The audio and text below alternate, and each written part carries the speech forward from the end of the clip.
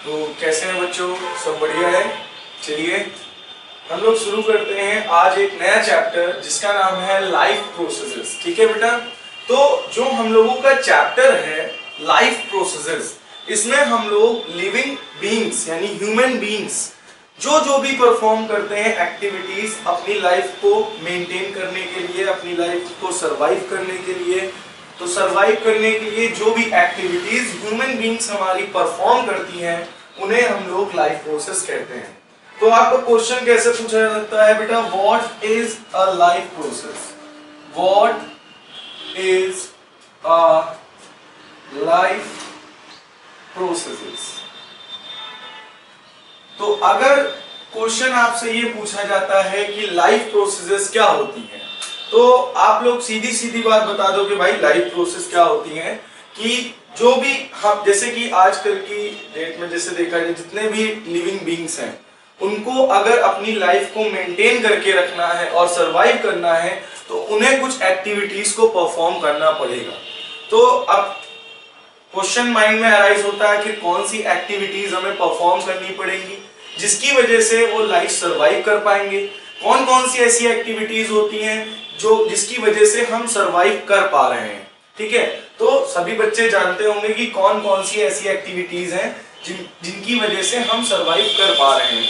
चलिए उन एक्टिविटीज को हम समझ लेते हैं। तो बेटा लाइफ प्रोसेस क्या है, जो भी बेसिक हम लोग एक्टिविटीज परफॉर्म करते हैं डेली लाइफ में अपनी लाइफ को मेंटेन करने के लिए, सरवाइव करने के लिए, उसे हम लोग क्या कहते हैं, लाइफ प्रोसेसेस। तो कौन कौन सी ऐसी एक्टिविटीज हैं उनके बारे में हम लोग पढ़ेंगे। तो लाइफ प्रोसेस में कौन कौन सी एक्टिविटीज परफॉर्म करते हैं, तो हमारे पड़ोसन में एक आंटी रहती हैं, उनका नाम है मिसेस ग्रैंड। क्या नाम है बेटा, मिसेस ग्रैंड। इसका शॉर्टकट है निमोनिक है। निमोनिक है, कई सारी एक्टिविटीज होती है बट हम लोगों ने एक नेम बना लिया है ताकि आपको इजीली वो चीजें याद हो जाए। ठीक है, तो लाइफ प्रोसेस में आपका एक लाइफ एक्टिविटीज आती हैं जो जिनको परफॉर्म करके हम अपनी लाइफ सरवाइव करते हैं, हम लोग सरवाइव करते हैं। तो कौन कौन सी एक्टिविटीज है मिसेस ग्रैंड। M4 होता है बेटा मूवमेंट।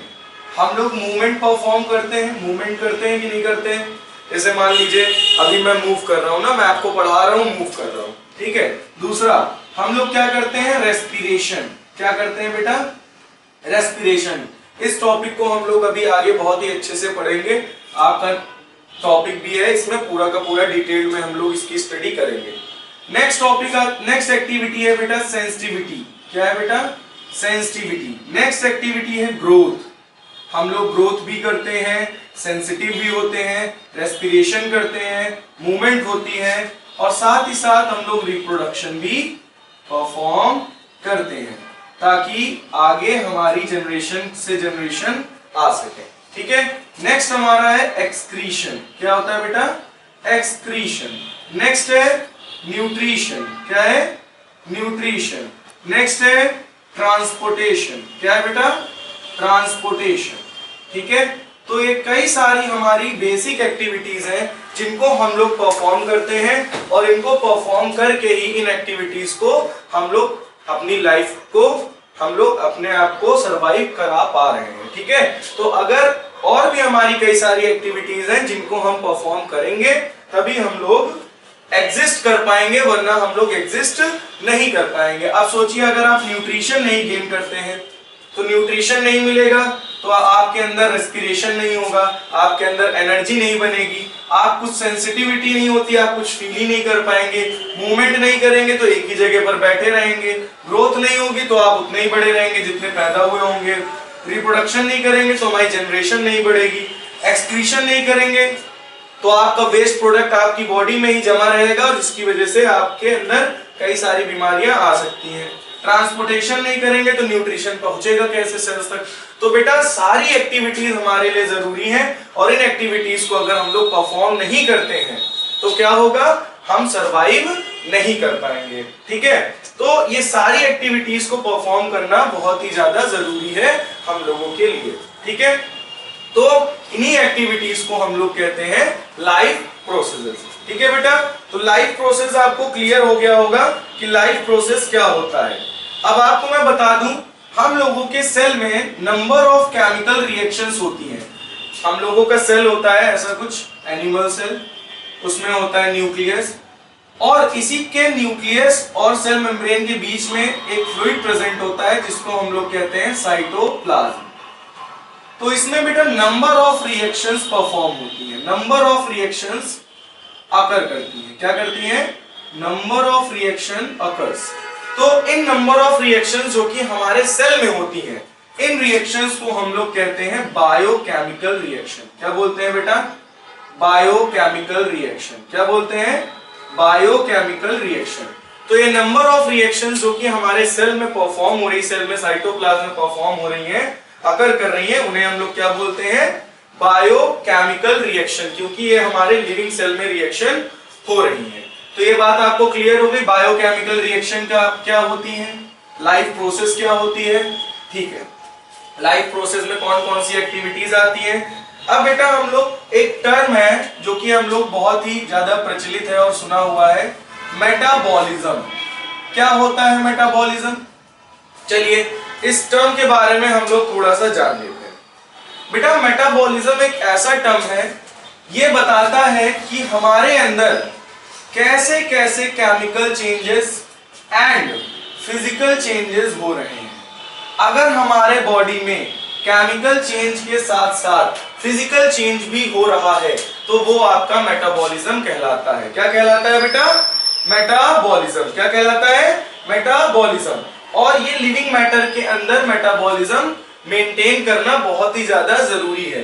अगर इसको आप मेंटेन नहीं करेंगे तो आपका मेटाबॉलिज्म खराब हो जाएगा, आपके अंदर रिएक्शंस, बायोकेमिकल रिएक्शंस नहीं हो पाएंगी। अगर बायोकेमिकल रिएक्शंस नहीं होंगी तो भाई समझिए, मान लीजिए डाइजेशन हो रहा है और डाइजेशन में बायोकेमिकल रिएक्शंस अगर नहीं हो रही है तो आपके पेट में डाइजेशन अच्छे से नहीं हो पाएगा स्टमक में, तब तो आपको प्रॉब्लम जनरेट होगी ना।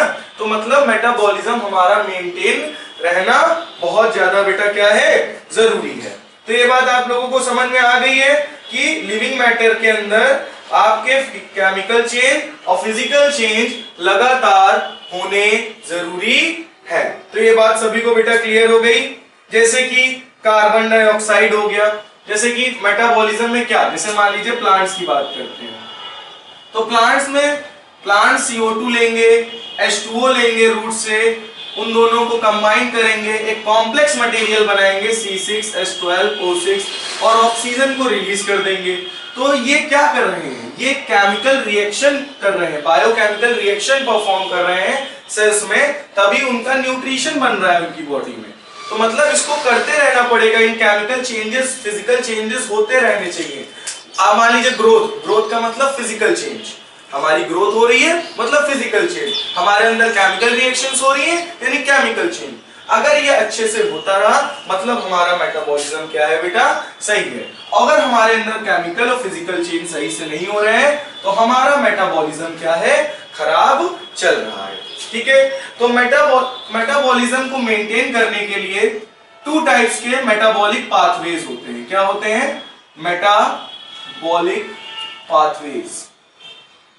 कितने तरीके के होते हैं? There are 2 types. फर्स्ट है बेटा एनाबॉलिक पाथवे। कौन सा पाथवे है? Anabolic pathway. एंड पहले हम एनाबॉलिक पाथवे की बात करते हैं। तो एनाबॉलिक पाथवे क्या होता है बेटा? इसमें आपका जो कॉम्प्लेक्स सब्सटेंस है, कौन सा सब्सटेंस है? कॉम्प्लेक्स सब्सटेंस, वो सिंपलर सब्सटेंसेस से मिलकर कॉम्प्लेक्स सब्सटेंस बनता है। चलिए समझ लेते हैं भाई कैसे। जैसे कि हम लोगों ने अभी फोटोसिंथेसिस की रिएक्शन देखी थी। फोटोसिंथेसिस में क्या हो रहा था बेटा? फोटोसिंथेसिस में क्या होता है आपको पता होगा कि इसमें CO2 is a simpler product, sorry simpler reactant, ठीक है, and simpler one is water. ठीक है, तो सिंपलर रिएक्टेंट्स हैं, सिंपलेस्ट फॉर्म में है, ये दोनों जुड़ेंगे तो क्या बनाएंगे? एक कॉम्प्लेक्स सब्सटेंस। कॉम्प्लेक्स सब्सटेंस यानी कौन सा? C6H12O6 और O2 रिलीज हो जाएगा और वाटर रिलीज हो जाएगा। तो एनाबॉलिक पाथवे क्या है? एनाबॉलिक पाथवे में क्या होता है, हमारा कॉम्प्लेक्स सब्सटेंस का फॉर्मेशन होता है फ्रॉम सिंपलर वंस। ठीक है, तो कॉम्प्लेक्स सब्सटेंसेस हमारे बनेंगे, किससे बनेंगे? सिंपलर सब्सटेंसेस से। तो उस पाथवे को हम लोग कहते हैं एनाबॉलिक पाथवे। सेकेंड पाथवे बेटा हमारा आता है कैटाबॉलिक पाथवे। कौन सा पाथवे आता है? Catabolic pathway. अब इसको आप लोग थोड़ा सा गेस करिए क्या होता होगा कैटाबॉलिक पाथवे भाई। इसमें क्या होता है बेटा, इसमें हमारे कॉम्प्लेक्स सब्सटेंसेस जो होते हैं वो ब्रेक डाउन हो जाते हैं सिंपलेस्ट सब्सटेंसेस में। ठीक है, क्या मतलब? जैसे कि रेस्पिरेशन। रेस्पिरेशन में क्या होता है भाई? चलिए रेस्पिरेशन हम लोग देखते हैं कि रेस्पिरेशन में क्या होता है। तो रेस्पिरेशन में हमारे पास है C6H12O6 प्लस O2। O2 क्या करेगा? इसको ऑक्सीडाइज करेगा। ऑक्सीडाइज करेगा तो क्या होगा? CO2 जनरेट करेगा, वाटर जनरेट करेगा। ठीक है, तो इसका मतलब हमारा कॉम्प्लेक्स सब्सटेंस ब्रेक डाउन हो रहा है सिंपलर सब्सटेंसेस में, यानी ये भी प्रोसेस जरूरी है और ये भी प्रोसेस जरूरी है ना। ये सिंपलर वन से मिलकर कॉम्प्लेक्स सब्सटेंस बन रहा है, एक कॉम्प्लेक्स सब्सटेंस ब्रेक डाउन होकर सिंपलर वन बन रहे हैं। तो मतलब ये हमारा पाथवे क्या होगा? Catabolic pathway. अब इन दोनों को देखने से क्या लग रहा है? एनाबॉलिक पाथवे जो होता है बेटा ये एंडोथर्मिक होता है। क्या होता है? एंडोथर्मिक। अब एंडोथर्मिक का मतलब क्या हुआ भाई? इसमें हीट एनर्जी जो है ये एब्जॉर्ब होगी या एनर्जी रिलीज होगी। तो बेटा एंडोथर्मिक का मतलब है एनर्जी आपकी क्या होगी? एब्जॉर्ब। क्या होगी बेटा? एनर्जी एब्जॉर्ब होगी। इसमें क्या हो रहा है? एनर्जी रिलीज होगी। एनर्जी क्या होगी? रिलीज। किस फॉर्म में? एटीपी के फॉर्म में। इसका मतलब ये कैसी रिएक्शन है? Exothermic reaction. ठीक है, इसमें आपकी एनर्जी क्या होगी? इवॉल्व होगी। क्या होगी बेटा? एनर्जी इसमें इवॉल्व होगी कैटाबॉलिक में, और एनाबॉलिक पाथवे में आपकी एनर्जी एब्जॉर्ब होगी। ठीक है, तो ये एंडोथर्मिक है, ये एक्सोथर्मिक है। ये बात आपको समझ में आ गई होगी, बोलो ये क्लियर है?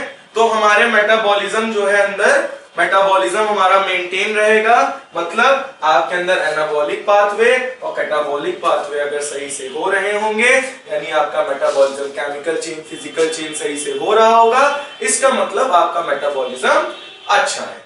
ठीक है, तो ये बात सभी को समझ में आ गई होगी। तो हम लोग कुछ क्राइटेरियाज के बारे में आप समझेंगे बेटा। अगर इसको नोट करना चाहें तो वीडियो पॉज करके नोट कर सकते हैं। ठीक है, चलिए तो कौन कौन से क्राइटेरियाज हैं हम लोगों के कि हम लोग अलाइव हैं? कैसे आप बोल सकते हो कि वी आर अलाइव? तो बेटा पहला क्राइटेरिया है आपका न्यूट्रिशन। क्या है बेटा? न्यूट्रिशन। भैया हम लोग न्यूट्रिशन गेन करते हैं। न्यूट्रिशन को कैसे गेन करेंगे? न्यूट्रिशन हम लोग गेन करेंगे न्यूट्रिएंट से, और उन न्यूट्रिएंट्स को यूटिलाइज करके हम लोग एनर्जी फॉर्मेशन करते हैं। तो अगर हम न्यूट्रिशन गेन नहीं करेंगे तो हम अलाइव नहीं रह पाएंगे। तो ये हमारा पहला क्राइटेरिया है। दूसरा क्राइटेरिया क्या है बेटा? रेस्पिरेशन। क्या है बेटा? रेस्पिरेशन। तो रेस्पिरेशन के बारे में आप लोग जानते हैं, अभी अभी जस्ट मैंने बोला कि न्यूट्रिशन यानी न्यूट्रिएंट्स का यूटिलाइज करके एनर्जी फॉर्मेशन। तो एनर्जी फॉर्मेशन किस प्रोसेस के द्वारा होगा?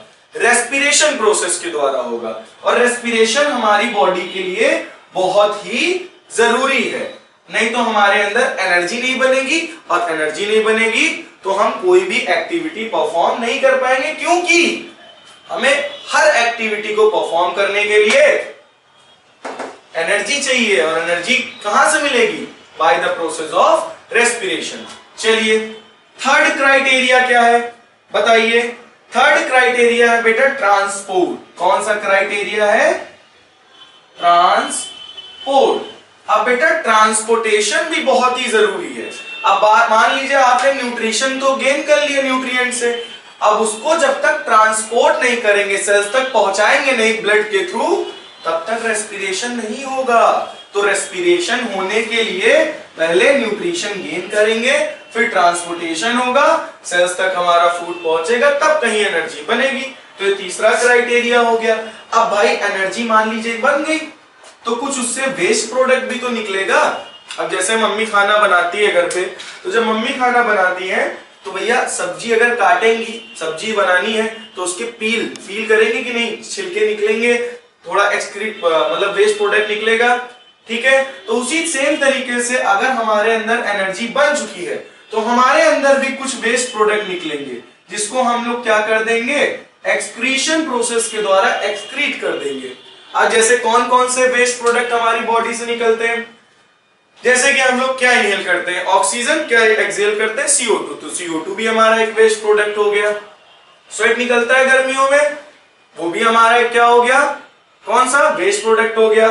फीसेस निकलते हैं, यूरिनेशन करते हैं। अब फीसेस क्या होते हैं, सुबह सुबह जाते हैं, छत उड़ाते हैं, वही होता है फीसेस, ठीक है। कंफ्यूज मत होना, कुछ बच्चों को नहीं पता होगा, और हंसना भी नहीं, हंसना हो तो मुंह बंद करके हंसिएगा, ठीक है। तो बेटा हम लोग ये कुछ क्राइटेरियाज को पढ़े हुए हैं। अब हम लोग नेक्स्ट क्राइटेरिया देखेंगे। नेक्स्ट क्राइटेरिया है हम लोगों का control and coordination. Control and coordination. अब ये बताइए, अगर हम लोग रिस्पॉन्स करते हैं कि नहीं करते, पहले ये बताइए। रिस्पॉन्स करते हैं ना हम लोग, जैसे मान लीजिए कोई अगर सामने से मैं ऐसे खड़ा हूं, पीछे से आके कोई ऐसे टच किया तो मुझे फील हुआ और मैंने पीछे मुड़कर देखा, ठीक है।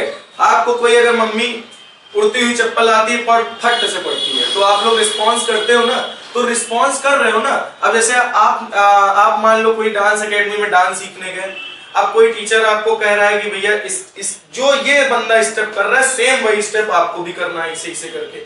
तो मतलब आपको क्या करना है, दोनों के स्टेप एक साथ होने चाहिए, मतलब कोऑर्डिनेट करना चाहिए। तो ये आप उसको देखकर कोऑर्डिनेट करोगे ना, उसके डांस स्टेप को मैच करने की कोशिश करोगे ना, तो बेटा कंट्रोल एंड कोऑर्डिनेशन में यही इसी चीज के बारे में हम लोग पढ़ते हैं कि हम लोग सेंस कैसे करते हैं, हम लोग सामने के अकॉर्डिंग, सराउंडिंग के अकॉर्डिंग, एटमॉस्फेयर के अकॉर्डिंग बिहेव कैसे करते हैं, इन सारी चीजों को हम लोग इसमें पढ़ते हैं, ठीक है। तो कंट्रोल एंड कोऑर्डिनेशन भी हमारे लिए क्या है, जरूरी है, ठीक है। अब बात करते हैं ग्रोथ एंड डेवलपमेंट की। किसकी बात करेंगे बेटा, ग्रोथ एंड डेवलपमेंट। तो बेटा ये हमारे लिए जरूरी है भाई। बेशक हम लोग पहले पैदा हुए जो छोटे थे, अब देखो इतने बड़े बड़े हो गए, तो बेटा ग्रोथ होना जरूरी है। ग्रोथ के साथ साथ हमारा डेवलपमेंट भी होगा, हमारे बॉडी ऑर्गन्स क्या करेंगे, डेवलप करेंगे, ठीक है। जैसे मैं पहले छोटा था तो मैं कुछ किसी से बोलता ही नहीं था, बट अब मैं बोलना सीख गया, मतलब मैंने अपने आप को क्या किया, डेवलप किया, ठीक है। तो हम भाई, मेरे ऑर्गन्स पहले हाथ भी छोटे थे, ठीक है, पैर भी छोटे थे, मैं खुद छोटा था, तो आप भी छोटे रहोगे। मतलब आपको अगर बड़ा होना है तो आपको ये सारी एक्टिविटीज परफॉर्म करनी पड़ेगी, तो उसकी मदद से आपकी ग्रोथ होगी और डेवलपमेंट भी होगी, ठीक है बेटा। तो ये कुछ क्राइटेरियाज हैं। एक और क्राइटेरिया है हमारा 7th, जिसको हम लोग कहते हैं मूवमेंट एंड लोकोमोशन। क्या बोलते हैं बेटा, मूवमेंट एंड लोकोमोशन। अब बात करते हैं मूवमेंट और लोकोमोशन की। भाई ये हो गया मूव करना, ठीक है, ये मैं एक ही जगह पर होके मूव कर रहा हूं, है ना। अब मैं बात करता हूं, मैंने यहां से यहां तक मैं गया मूवमेंट करके, यानी मैंने ये लोकोमोशन किया। जब मैं पोजीशन चेंज करता हूं, प्लेस चेंज करता हूं, तो मैं लोकोमोशन कर रहा हूं, मैं एक ही जगह पर खड़ा हूं, ऐसे बॉडी को मूव कर रहा हूं, तो दिस इज अ मूवमेंट, ठीक है। तो मूवमेंट और locomotion, this is another criteria. तो हम लोग कह सकते हैं कि वी आर अलाइव। क्या है बेटा, हम लोग अलाइव। तो बेटा ये कुछ हमारे बेसिक फंक्शंस हैं, बेसिक एक्टिविटीज हैं, जो कि हम लोग सरवाइव करने के लिए इन बेसिक एक्टिविटीज को परफॉर्म करते हैं। अगर इन बेसिक एक्टिविटीज को परफॉर्म नहीं करेंगे तो हम सरवाइव नहीं कर पाएंगे, ठीक है। तो ये बात आपको समझ में आ गई, क्लियर हो गया। चलिए, तो इसमें से सबसे पहला पॉइंट हम लोग पढ़ेंगे न्यूट्रिशन। क्या पढ़ेंगे बेटा, न्यूट्रिशन। तो मैंने आपको बताया था कि न्यूट्रिशन गेन करने के लिए न्यूट्रिएंट्स जरूरी होते हैं। और बेटा अगर आपको न्यूट्रिएंट्स चाहिए तो न्यूट्रिएंट्स भी वेरियस टाइप के होते हैं, जैसे कि आपने बचपन में पढ़ा होगा किस किस टाइप के न्यूट्रिएंट्स होते हैं, चलिए बता जानते हैं भाई। सबसे पहला न्यूट्रिएंट्स है आपका कार्बोहाइड्रेट। कौन सा न्यूट्रिएंट है? कार्बोहाइड्रेट। सेकंड न्यूट्रिएंट है बेटा फैट। सबसे पहले हम इन दो न्यूट्रिएंट्स के बारे में जानते हैं। बेटा ये जो दो न्यूट्रिएंट्स हैं ये एनर्जी फूड कहलाते हैं। क्या कहलाते हैं? Energy food. क्यों? क्योंकि आपने देखा होगा जब भी हम किसी के घर जाते हैं तो सबसे पहले वो हम लोगों को कुछ मीठा खाने को देते हैं, क्योंकि जब हम कहीं बाहर से आए हुए होते हैं तो हम लोगों की एनर्जी होती है डाउन, और एनर्जी डाउन है तो उसको रीगेन करने के लिए हमें चाहिए इंस्टेंट एनर्जी, और वो हमें कौन प्रोवाइड करेगा? कार्बोहाइड्रेट। ठीक है, और अगर वो एनर्जी हमें नहीं मिलती तो जो हमारे अंदर फैट है वो फैट हमारा क्या होगा? वो हमें एनर्जी प्रोवाइड करेगा, वो भी इसका डबल फैट प्रोवाइड करेगा। ठीक है, फैट भाई हमें इंस्टेंट एनर्जी कौन देता है? कार्बोहाइड्रेट। बट फैट हमें इसके डबल एनर्जी देता है, बट वो इंस्टेंट नहीं देता, वो उसके लिए टाइम लगता है। ठीक है बेटा, तो कार्बोहाइड्रेट और फैट आर एनर्जी फूड। अब हम लोग बात करेंगे बॉडी बिल्डिंग। तो आपने सुना होगा प्रोटीन के बारे में। प्रोटीन और हमारे होते हैं मिनरल सॉल्ट्स। दीज आर कौन से प्रोटीन? प्रोटीन ये क्या है? Body building food material. ठीक है बेटा, तो प्रोटीन एंड मिनरल सॉल्ट्स ये हमारे बॉडी बिल्डिंग है, जैसे कि हम धीरे धीरे ग्रो कर रहे हैं तो बेटा ये प्रोटीन की वजह से, जैसे कि हमारे नेल्स में कौन सा प्रोटीन है? केराटिन। ठीक है, केराटिन प्रोटीन की वजह से नेल्स और हेयर्स आपके ग्रो करते हैं। ठीक है, तो बेटा प्रोटीन और मिनरल सॉल्ट की वजह से ही हमारी बॉडी बिल्डअप हो रही है। क्या हो रही है? हमारी बॉडी बिल्डअप हो रही है। ठीक है, तो बेटा ये बात समझ में आ गई बॉडी बिल्डिंग फूड कौन से होते हैं?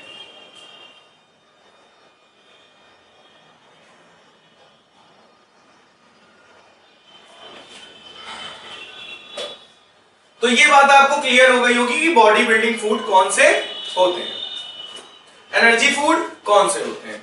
अब बात आती है विटामिन की। तो बेटा जो विटामिन होते हैं और मिनरल्स होते हैं ये हमारे रेगुलेटिंग फूड है। कौन सा फूड है? रेगुलेटिंग फूड, और ये हमारी बॉडी के लिए भी बहुत ज्यादा जरूरी होते हैं। इनकी कमी से हमारे अंदर बहुत सारी बीमारियां भी होती हैं। तो विटामिन के बारे में भी मैं आपको बताऊंगा आने वाले लेक्चर्स में कि विटामिन की वजह से हमारी बॉडी में कौन कौन सी बीमारियां होती हैं। ठीक है, तो बेटा ये हमारे कुछ न्यूट्रिएंट्स हैं जिनको हम लोग गेन करते हैं, और इनको अगर नहीं गेन करेंगे तो हमारी बॉडी में बहुत सारी प्रॉब्लम्स जनरेट हो सकती हैं। हम लोग अपनी एक्टिविटीज को परफॉर्म नहीं कर पाएंगे, क्योंकि मेन हमारा टॉपिक है न्यूट्रिशन, और nutrition is a basic activity जो कि हमें परफॉर्म करना ही पड़ेगा। ये बात सभी को क्लियर हो गई होगी। ठीक है, अब चलिए बेटा अब हम लोग उसी के आगे देखेंगे autotrophic and heterotrophic mode of nutrition. ठीक है, तो हम लोगों ने मोड ऑफ न्यूट्रिशन देखे थे कि कितने मोड से हम लोग न्यूट्रिशन को गेन करते हैं। Mode of nutrition. ठीक है, तो मोड ऑफ न्यूट्रिशन में बेसिकली बेटा आपके दो टाइप्स के मोड ऑफ न्यूट्रिशन होते हैं। पहला होता है बेटा ऑटोट्रॉफिक मोड ऑफ न्यूट्रिशन। कौन सा होता है बेटा? ऑटोट्रॉफिक मोड ऑफ न्यूट्रिशन, जिसको हम लोग बोलते हैं होलोफिटिक मोड ऑफ न्यूट्रिशन भी इसको हम लोग कहते हैं। ठीक है, तो कंफ्यूज नहीं होइएगा अगर पेपर में आए तो ऑटोट्रॉफिक को हम लोग होलोफिटिक के नाम से भी जानते हैं। ठीक है, नेक्स्ट आता है बेटा हेटरोट्रॉफिक मोड ऑफ न्यूट्रिशन। क्या बोलते हैं बेटा? Heterotrophic mode of nutrition. ठीक है, तो बेटा बेसिकली हम लोग सबसे पहले टाइप मोड का मतलब क्या होता है ये समझ लेते हैं। मोड मतलब हम लोग खाने को यानी न्यूट्रिशन को किस तरह से गेन कर रहे हैं, किस तरह से हम लोग न्यूट्रिशन को गेन कर रहे हैं उसको हम लोग कहते हैं मोड। ठीक है, तो दो तरह से हम लोग न्यूट्रिशन को गेन करते हैं। First one is autotrophic means holophytic, and second one is heterotrophic mode of nutrition. तो सबसे पहले बेटा हम लोग ऑटोट्रॉफिक मोड ऑफ न्यूट्रिशन के बारे में समझेंगे। ठीक है, तो ऑटोट्रॉफिक, ऑटो का मतलब होता है सेल्फ, हम लोग सेल्फ प्रिपेयर करते हैं फूड को एंड देन फीड करते हैं। ठीक है, हम नहीं, हम का मतलब है प्लांट्स। ठीक है, इसमें आपके आते हैं बेसिकली ऑल ग्रीन प्लांट्स। कौन से बेटा? All green plants and cyanobacteria, cyanobacteria को हम लोग बेटा कहते हैं ब्लू ग्रीन एल्गे। इसका अनदर नेम क्या है? ब्लू ग्रीन एल्गे के नाम से भी बहुत ही ज्यादा प्रचलित है। ठीक है, तो ऑटोट्रॉपिक मोड ऑफ न्यूट्रिशन वही परफॉर्म कर सकते हैं जो ग्रीन कलर के होते हैं, मींस जिसमें आपका क्लोरोफिल पिगमेंट हो। ठीक है, तो ऑटोट्रॉपिक मोड ऑफ न्यूट्रिशन का मतलब जो ऐसे टाइप का न्यूट्रिशन गेन करते हो दूसरे ऑर्गेनिज्म पर डिपेंडेंट ना हो, जो अपना खाना खुद बना सके कुछ रॉ मटेरियल्स का यूज करके। और जैसे कि आप जानते हैं कि प्लांट्स एक प्रोसेस परफॉर्म करता है, उस प्रोसेस को हम लोग कहते हैं फोटोसिंथेसिस। क्या बोलते हैं बेटा? फोटोसिंथेसिस। तो बेटा जो फोटोसिंथेसिस की प्रोसेस है इसमें कुछ रॉ मटेरियल यूज करते हैं, CO2 और H2O। These are inorganic raw material. ये बेटा कैसे रॉ मटेरियल है? Inorganic raw material. अब आपको ये तो पता ही होगा, नहीं पता है तो आपके मन में क्वेश्चन अराइज हो रहा होगा कि भाई ऑर्गेनिक और इनऑर्गेनिक का मतलब क्या होगा। तो बेटा इनऑर्गेनिक और ऑर्गेनिक का मतलब क्या है, हम लोग थोड़ा सा समझ लेते हैं। ऑर्गेनिक और इनऑर्गेनिक का मीन्स क्या है? ऑर्गेनिक मटेरियल ऐसे मटेरियल होते हैं जिनमें हर कंपाउंड में आपका कार्बन एटम प्रेजेंट होगा तो होगा। ठीक है, मोस्टली जितने भी कंपाउंड्स होंगे, मोस्टली क्या, लगभग जितने सारे के सारे ऑर्गेनिक कंपाउंड्स कार्बन को कंटेन करेंगे, बट आपका जो इनऑर्गेनिक कंपाउंड्स है उसमें कार्बन नहीं होगा। ठीक है, तो अगर कार्बन नहीं है तो वो इनऑर्गेनिक है और कार्बन है तो ऑर्गेनिक है। मोस्टली में कार्बन नहीं प्रेजेंट होगा, वो इनऑर्गेनिक कहलाएगा। ठीक है, ये छोटा सा डिफरेंस है। ठीक है, बट किसी किसी में कार्बन पाया भी जाता है, बट मेनली ऑर्गेनिक वो होते हैं जो कार्बन और हाइड्रोजन से मिलकर बनते हैं। इनको हम लोग हाइड्रोकार्बन के नाम से भी जानते हैं। ठीक है, तो ऑटोट्रॉपिक में कुछ रॉ मटेरियल्स का यूज करके अपना खाना प्रिपेयर करते हैं। कौन? Plant, cyanobacteria, blue green algae. तो इन्हें हम लोग कहते हैं ऑटोट्रॉपिक मोड ऑफ न्यूट्रिशन, जो मतलब अपना खाना खुद बना सकते हैं, किसी दूसरे ऑर्गेनिज्म पर डिपेंड नहीं होते हैं। तो अब ये फोटोसिंथेसिस की प्रोसेस को बेटा हम लोग एक नेक्स्ट लेक्चर आएगा जिसमें हम लोग पढ़ेंगे न्यूट्रिशन इन प्लांट। उसमें आपको उसके बारे में पूरी ब्रीफ स्टडी में कराऊंगा, जिसमें आपको बताया जाएगा कि फोटोसिंथेसिस क्या होता है, कैसे होता है, लीफ में कहां होता है, स्टोमेटा क्या होता है, थाइलाकोइड्स क्या होते हैं। ठीक है, इन सारी चीजों के बारे में उसमें बताया जाएगा और कौन कौन से फैक्टर्स पर फोटोसिंथेसिस डिपेंड करता है, कौन कौन से एक्सपेरिमेंट्स हैं। तो उसमें पूरा का पूरा आपको ऑटोट्रॉपिक मोड ऑफ न्यूट्रिशन को एक्सप्लेन किया जाएगा। ठीक है, तो इस autotrophic mode of nutrition basically आपको नॉर्मली पता चल गया होगा कि ऑटोट्रॉपिक मोड ऑफ न्यूट्रिशन क्या होता है, जो अपना खाना खुद बना सकते हैं, दूसरे ऑर्गेनिज्म पर डिपेंड नहीं करते हैं। ठीक है, नेक्स्ट बेटा आता है हम लोगों का हेट्रोट्रॉपिक मोड ऑफ न्यूट्रिशन, जिसमें पहला आता है बेटा holozoic mode of nutrition, second one is saprophytic mode of nutrition and third one is parasitic mode of nutrition. तो बेटा मेनली हेट्रोट्रॉपिक आपके कितने पार्ट्स में डिवाइडेड होते हैं? अब भाई हेट्रोट्रॉपिक होता क्या है, पहले इसको हम समझ लेते हैं। जितने भी एनिमल्स होते हैं वो सब किसी दूसरे एनिमल्स पर डिपेंड करते हैं, मतलब वो अपना खाना या तो डेड और डिके मटेरियल से गेन करेंगे, या फिर किसी लिविंग मटेरियल्स, लिविंग बॉडी से गेन करेंगे, या किसी प्लांट्स को ईट करके, या तो फिर किसी एनिमल को ईट करके अपना न्यूट्रिशन को गेन करेंगे। ठीक है, उसे हम लोग क्या कहते हैं, मतलब हेट्रोट्रॉपिक जितने भी होते हैं वो सब दूसरे मटेरियल्स पर, यानी दूसरे एनिमल्स पर, प्लांट्स पर, डेड एनिमल्स पर, सभी पे क्या करते हैं, डिपेंड करते हैं। तो दूसरे ऑर्गेनिज्म पर अगर डिपेंडेंट है और रेडीमेड फूड हम लोग खाते हैं, बना बनाया खाते हैं, तो उस मोड ऑफ न्यूट्रिशन को हेट्रोट्रॉपिक मोड ऑफ न्यूट्रिशन कहते हैं। तो बेसिकली बेटा इसमें आपके तीन मोड होते हैं। पहला मोड है आपका holozoic. Holozoic mode of nutrition क्या होता है, जिसमें हम लोग कॉम्प्लेक्स मटेरियल को ईट करके न्यूट्रिशन को गेन करते हैं। कॉम्प्लेक्स का मतलब आपको समझ में आ गया होगा। कॉम्प्लेक्स और सिंपलेक्स में क्या अंतर है? जैसे कि मान लीजिए हम लोग कोई भी चीज बनाते हैं, तो कोई भी चीज बनाने के लिए हमें रॉ मटेरियल्स चाहिए। जैसे फोटोसिंथेसिस हो रहा है तो फोटोसिंथेसिस होने के लिए CO2 चाहिए, H2O चाहिए, है ना। जैसे कि आप लीफ ले लीजिए, तो लीफ किससे किससे बनी है? स्टोमेटा है, सेल्स है, क्लोरोफिल है, थाइलाकोइड, उसमें कई सारी चीजें हैं। अब जैसे मान लो मम्मी सब्जी बना रही है तो सब्जी में कई सारी चीजें मिलकर बनती है, तो वो कॉम्प्लेक्स हो जाता है। क्या हो जाता है?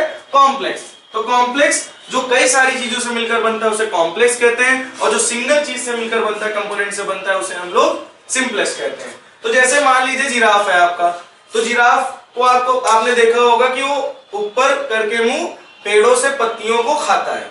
पहले उसकी, आपको पता है कि पहले उसकी गर्दन जो थी वो लंबी नहीं थी, वो उसकी गर्दन पहले एकदम छोटी सी होती थी और वो नीचे घास फूस खाता रहा, पत्तियां खाता रहता था।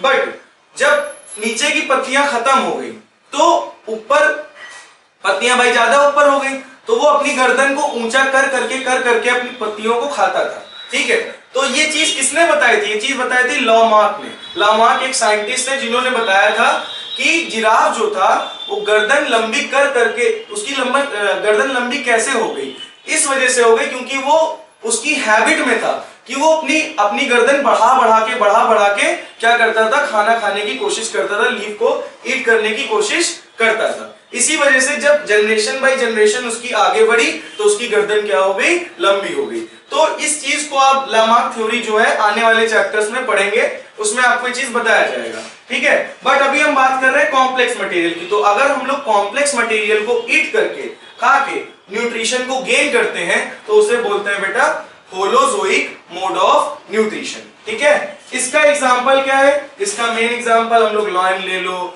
ह्यूमंस को ले लो, होमो सैपियंस ले लो। ठीक है, बहुत सारे एग्जांपल्स हैं। अब हम बात करेंगे सैप्रोफिटिक की। सैप्रोफिटिक का मतलब है, सैप्रो का मतलब होता है बेटा रोटेन, और फिटिक का मतलब होता है फीडर। ठीक है, मतलब जो सड़ी हुई चीजों को खाते हैं उन्हें हम लोग कहते हैं सैप्रोफिटिक मोड ऑफ न्यूट्रिशन। जैसे कि आप जानते होंगे सैप्रोफिटिक मोड ऑफ न्यूट्रिशन में क्या क्या आता है। चलिए बताइए, सैप्रोफिटिक न्यूट्रिशन में क्या क्या चीजें होती हैं? जैसे कि आपका हो गया बैक्टीरिया, या आपका हो गया फंगाई। बैक्टीरिया और आपका क्या हो गया बेटा? फंगाई। ठीक है, मान लीजिए आपने एक एप्पल लिया और उस एप्पल को खा के आधा छोड़ दिया। अब कुछ देर बाद आप देखेंगे एप्पल के ऊपर एक रेडिश कलर की लेयर चढ़ जाएगी, यानी बैक्टीरिया उसको क्या करती है? डिकम्पोज कर रहे हैं। अगर उसको आपने एक दिन के लिए छोड़ दिया तो पता है क्या होगा? वो धीरे धीरे डिकम्पोज हो जाएगा, और फिर उसको खाकर अगर कोई न्यूट्रिशन गेन करेगा तो वो क्या कहलाएगा? Saprophytic mode of nutrition. मतलब सैप्रोफिटिक मोड ऑफ न्यूट्रिशन क्या होता है? जो ऑर्गेनिज्म डेड और डीके मटेरियल से अपना न्यूट्रिशन गेन करते हैं उन्हें हम लोग सैप्रोफिटिक मोड ऑफ न्यूट्रिशन कहते हैं। तो डेड और डीके यानी सड़ाने का काम कौन करता है? Fungi and bacteria. ठीक है बेटा, तो ये कौन सा मोड ऑफ न्यूट्रिशन हो गया? सैप्रोफिटिक, जिसमें डेड और डीके मटेरियल को खाकर अपना न्यूट्रिशन गेन किया जाता है। होलोजोइक में क्या होता है? कॉम्प्लेक्स मटेरियल को ईट करके अपना न्यूट्रिशन गेन किया जाता है। अब लास्ट आता है हमारा पैरासिटिक। क्या आता है बेटा? पैरासिटिक। अब पैरासिटिक को हम लोग समझ लेते हैं कि पैरासिटिक मोड ऑफ न्यूट्रिशन क्या होता है। ठीक है, तो पैरासिटिक मोड ऑफ न्यूट्रिशन क्या होता है इसके बारे में हम लोग समझ लेते हैं। पैरासिटिक मोड ऑफ न्यूट्रिशन, तो बेटा आपको ये टर्म पता होगा पैरा का मीन्स क्या होता है? पैरा का मीन्स होता है अदर। पैरा का मीन्स क्या होता है? पैरा का मीन्स होता है अदर, मतलब किसी दूसरे ऑर्गेनिज्म से हम अपना न्यूट्रिशन को गेन करेंगे। जैसे कि फॉर एग्जांपल हम आपको पहले ही बता दे रहे हैं, जैसे कि आपका हो गया टेप वॉर्म। ठीक है, first one and second one is liver fluke. तो बेटा ये ऐसे, इनको हम लोग पैरासाइट बोलते हैं। इनको हम लोग क्या बोलते हैं? पैरासाइट बोलते हैं। ठीक है, तो ये ऐसे पैरासाइट है जो कि होस्ट बॉडी के अंदर जाते हैं। कौन सी बॉडी?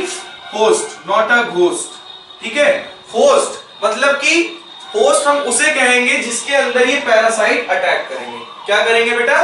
पैरासाइट अटैक करेंगे। मान लीजिए हम होस्ट बॉडी है, मेरे अंदर अगर टेप वॉर्म चला गया तो मेरे अंदर टेप वॉर्म जाएगा, अपने न्यूट्रिशन को मेरे ही अंदर से गेन करेगा और मुझे नुकसान पहुंचाएगा, मुझे डिजीज कॉज करेगा। इसीलिए ये मेरे लिए पैथोजन भी कहलाएगा।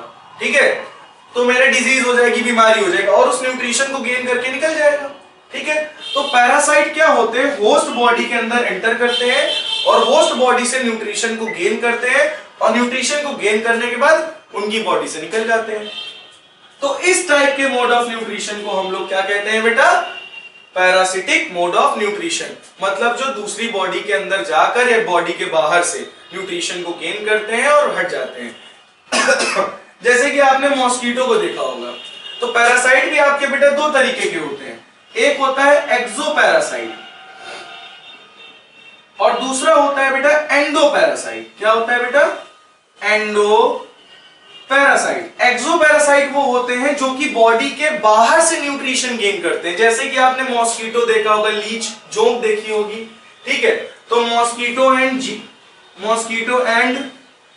लीच, तो मॉस्किटो लीच बेटा एक ऐसे एक्सो पैरासाइट हैं जो कि हमारी बॉडी के बाहर से खून को सक करते हैं, ब्लड को सक करते हैं। तो वो मोड ऑफ न्यूट्रिशन कौन सा होगा, exoparasitic mode of nutrition. Endoparasite में ये दोनों आ गए आपके, टेपवर्म एंड लिवर फ्लूइड, ये हमारे बॉडी में जाकर अंदर से न्यूट्रिशन को गेन करते हैं, इसलिए इनको हम लोग कहते हैं एंडो पैरासाइट, ठीक है।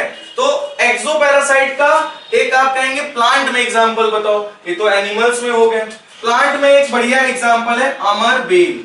क्या नाम है बेटा, अमरबेल। तो अमरबेल जो है ये एक प्लांट है, ये एक बेल टाइप की होती है जो कि दूसरे प्लांट्स के चारों तरफ क्या कर लेती है, घेरा बना लेती है और घेरा बनाने के बाद वो उसके दूसरे प्लांट्स के अंदर अपने जाइलम वेसल्स को एम्बेडेड करके उससे न्यूट्रिशन को क्या करती है, गेन करती है, ठीक है। तो अमरबेल एक आपका क्या है, प्लांट पैरासाइट है। क्या है बेटा, प्लांट पैरासाइट। इसका नेम है आपका केस्कटा, ठीक है बेटा।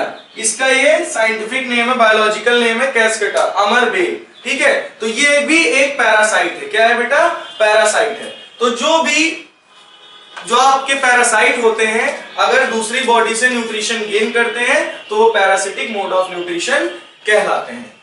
तो बेटा अब हम लोग थोड़ा सा, अभी मैंने हेट्रोट्रॉपिक मोड ऑफ न्यूट्रिशन तो आपको बता दिया कि क्या होता है, ठीक है। तो हेट्रोट्रॉपिक में सबसे पहला जो हम लोगों ने मोड ऑफ न्यूट्रिशन पढ़ा था वो हम लोगों ने पढ़ा था होलोजोइक मोड ऑफ न्यूट्रिशन। क्या पढ़ा था, होलोजोइक मोड ऑफ न्यूट्रिशन। अब पहले तो होलोजोइक मोड ऑफ न्यूट्रिशन मैंने आपको बताया था कि हम लोग कॉम्प्लेक्स मटेरियल को ईट करके न्यूट्रिशन अगर गेन कर रहे हैं तो उस मोड ऑफ न्यूट्रिशन को क्या बोलेंगे बेटा, उस मोड ऑफ न्यूट्रिशन को बोलेंगे holozoic mode of nutrition. But इसको गेन करने के लिए कुछ स्टेप्स होते हैं। तो बेटा सबसे पहली जो स्टेप होती है वो होती है इंजेशन। क्या होती है, इंजेशन। इंजेशन का मतलब सबसे पहले उस फूड मटेरियल को हमें खाना पड़ेगा, ठीक है, उठाकर। खाने के बाद नेक्स्ट जो प्रोसेस आती है डाइजेशन। क्या आती है बेटा, डाइजेशन, यानी हम उसको खाएंगे, डाइजेस्ट यानी ब्रेक डाउन करेंगे। डाइजेस्ट का मतलब हम लोग उसके कॉम्प्लेक्स मटेरियल को सिंपलेस्ट मटेरियल में बदलने की कोशिश करेंगे, ठीक है। नेक्स्ट आएगा बेटा एब्जॉर्प्शन। क्या आएगा बेटा, एब्जॉर्प्शन। एब्जॉर्प्शन में जो पार्ट हमने कॉम्प्लेक्स को सिंपलेस्ट में डाइजेशन में ब्रेक किया था उस सिंपलेस्ट पार्ट को हम एब्जॉर्ब करेंगे। फोर्थ स्टेप आती है बेटा एसिमिलेशन। क्या आती है बेटा, एसिमिलेशन। एसिमिलेशन में क्या होता है, जो भी हमने एब्जॉर्ब किया था उसको यूटिलाइज करके अपने अंदर एनर्जी का फॉर्मेशन करेंगे, उसे हम लोग कहते हैं एसिमिलेशन। और लास्ट प्रोसेस आती है आपका ईजेशन। क्या आता है बेटा, ईजेशन। ईजेशन ये लास्ट स्टेप है जिसमें हम लोग जो की बॉडी में जो भी वेस्ट प्रोडक्ट बचता है उसको हम लोग क्या कर देते हैं, बॉडी से बाहर निकाल देते हैं, ठीक है। फॉर एग्जांपल आपका फीसेस हो गया, यूरिनेशन हो गया, स्वेट हो गया, टीयर्स हो गए, ठीक है। तो ये सब हमारे वेस्ट प्रोडक्ट हैं जिनको हम लोग बॉडी से क्या कर देते हैं, एलिमिनेट कर देते हैं। तो होलोजोइक मोड ऑफ न्यूट्रिशन को करने के लिए आपको बेसिकली ये 5 स्टेप्स परफॉर्म करने पड़ेंगे, तब कहीं कॉम्प्लेक्स मटेरियल से आप वो न्यूट्रिशन को गेन कर पाएगा। तो बेटा ये है आपका होलोजोइक मोड ऑफ न्यूट्रिशन। तो इतनी बात आप लोगों को समझ में आ गई होगी। अब लेकिन डिपेंड करता है कि कौन से कॉम्प्लेक्स मटेरियल को हम खा रहे हैं। तो कॉम्प्लेक्स मटेरियल भी कई तरीके के होते हैं, बहुत सारे वॉरस होते हैं। वॉरस का आपने नाम सुना होगा, ठीक है। जारवेस का नाम तो सुना ही होगा, वोरस भी है आपका। एक होते हैं बेटा कार्निवोरस, क्या होते हैं? कार्निवोरस। एक होते हैं हर्बीवोरस। एक कौन से होते हैं? Herbivorous. Carnivorous, herbivorous and omnivorous, ये आपने पहले ही पढ़ के रखा होगा छोटी क्लासेस में। अब ये सब के सब कॉम्प्लेक्स मटेरियल को खाते हैं बट अलग अलग। कार्निवोरस वो होते हैं जो कि फ्लेश खाते हैं, मीट हो गया, मांस हो गया, इन सब चीजों को खाते हैं। हर्बीवोरस केवल हर्ब्स को खाती है। अब आपको पता होगा herbs, shrubs and trees. Herbs जो सबसे छोटे होते हैं प्लांट्स में, श्रब्स उससे बड़े झाड़ियों को कहते हैं, झाड़ियों के पीछे, ठीक है, कुछ नहीं है। और उसके बाद क्या आता है? ट्रीज आते हैं। क्या आता है? ट्रीज, ठीक है। तो वो हर्बीवोरस होते हैं। क्या होते हैं?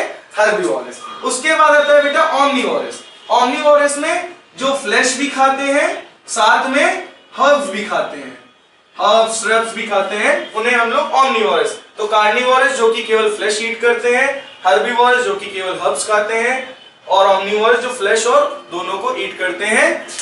ये सारे के सारे कॉम्प्लेक्स मटेरियल हैं, और ये सारे के सारे कॉम्प्लेक्स मटेरियल है, इसीलिए कुछ वोरस में आते हैं और ये होलोजोइक में ही है। और इन सभी को ये 5 स्टेप्स को परफॉर्म करना पड़ेगा, तभी ये क्या कर पाएंगे? न्यूट्रिशन को गेन, ठीक है। तो न्यूट्रिशन को बेटा गेन करना भी आसान नहीं है, ये सारे स्टेप्स हमें परफॉर्म करने पड़ेंगे, और इन सब को परफॉर्म करने के लिए चाहिए होती है एनर्जी, ठीक है। तो अब हम लोग बेटा कुछ डिफरेंस लिखेंगे कि ऑटोट्रॉफिक और हेट्रोट्रॉफिक में कुछ बेसिक डिफरेंसेस के बारे में हम लोग जानेंगे, ठीक है। तो क्या क्या डिफरेंसेस होते हैं, चलिए हम लोग जान लेते हैं। एक तरफ बेटा हम लोग लिखेंगे कैरेक्टर्स, क्या लिखेंगे? कैरेक्टर्स। एक तरफ लिखेंगे ऑटोट्रॉफ, एक तरफ लिखेंगे हेट्रोट्रॉफ, ठीक है बेटा। क्या लिखेंगे? हेट्रोट्रॉफ। तो कैरेक्टर्स की बात करते हैं तो बेटा आपको पता होगा पहला कैरेक्टर है सोर्स ऑफ एनर्जी। क्या है? Source of energy.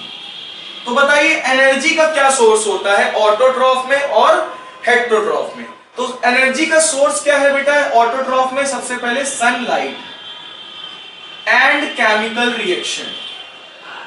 Chemical reaction, आपको ये बात तो पता ही होगा कि ऑटोट्रॉफ का सोर्स ऑफ एनर्जी क्या है? Sunlight and chemical reaction. और आपको हेट्रोट्रॉपिक में भी पता होगा सोर्स क्या है? इसका सोर्स है रेडीमेड फूड। क्या है बेटा?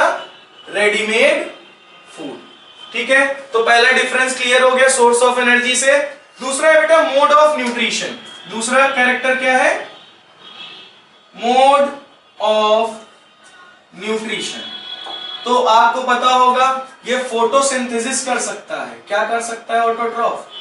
फोटोसिंथेसिस कर सकता है, ठीक है। फोटोसिंथेसिस के अलावा और कोई बेटा परफॉर्म कर सकता है? बताइए। ये कीमोसिंथेटिक भी कर सकता है। क्या कर सकता है? कीमोसिंथेटिक सिंथेसिस, ठीक है। तो ये मतलब केमिकल्स के द्वारा भी अपना खाना बना सकता है और फोटोसिंथेसिस के द्वारा भी अपना खाना बना सकता है, ठीक है। अब आपका बात करते हैं हेट्रोट्रॉपिक मोड ऑफ न्यूट्रिशन की। तो बेटा हेट्रोट्रॉपिक केवल डेड और लिविंग प्लांट्स को खाते हैं। किसको खाते हैं? फीड्स ओनली नहीं, फीड्स करते हैं। क्या फीड करते हैं? आपके प्लांट्स को खाते हैं और एनिमल्स को खाते हैं, एंड कह सकते हो डेड एनिमल्स को भी खा लेते हैं, ठीक है। तो हेट्रोट्रॉफ में क्या होता है?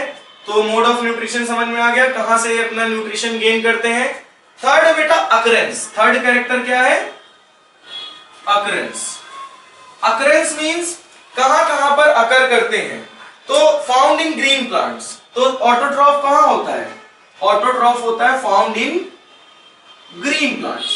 ये बेटा ग्रीन प्लांट्स में होता है, ठीक है। और कहां होता है? साइनोबैक्टीरिया में होता है।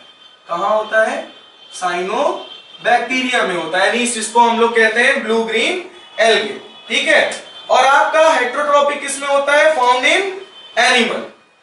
Found in animal. और आपका बैक्टीरिया और एल्गे भी ले सकते हो, मोस्ट ऑफ बैक्टीरिया हो गया, ठीक है।